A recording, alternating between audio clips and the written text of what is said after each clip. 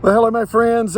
Today's reading is Psalms chapter 88 to 91. And there's two chapters, actually, I want to focus on today. First is chapter 90, which is a psalm of Moses. And I want to look at verse number 10. The years of our life are 70, or even by reason of strength, 80. Yet their span is but toil and trouble. They are soon gone and we fly away. As we get age on us, we look back and we think, wow, how time has flown.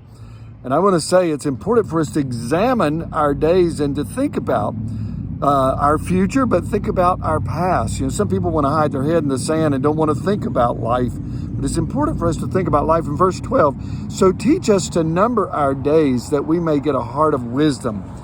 If we recognize our mistakes of the past and also our successes and realize how short life is, it will help us to live a godly life and leave a heritage for our children and grandchildren. But that leads us over to Psalm 91. Now, this psalm is special to me because my grandmother used to read it, not to me, but my mother and her family. My mother had two other sisters and also a brother. She has a brother. This psalm was read to them constantly and prayed over them at night. And it's a psalm about the Lord being our refuge and fortress. It says, verse 3, He will deliver you from the snare of the fowler. He will cover you with His pinions and under His wings. And it goes on. 1,000, verse 7, may fall at your side, 10,000 at your right hand, but it will not come near you.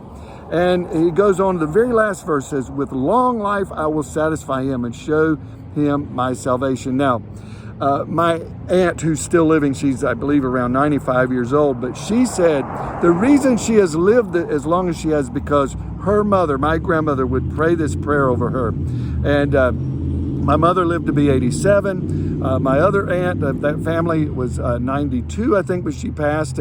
My uncle's still living. He's in his 80s. But I believe, as my aunt said, it's because my mother would pray this prayer that God is our refuge. Now, let me back up. What Moses said in Psalm 90. It's important that we recognize the days that we live, the days that we're of the shortness of life, but also that we would live a life that will be pleasing to God, that will we trust in Him, knowing that He is our shield, He's our refuge, He's our help, and He is in control of our days. And we live it in wisdom so we can leave a heritage to our children and grandchildren.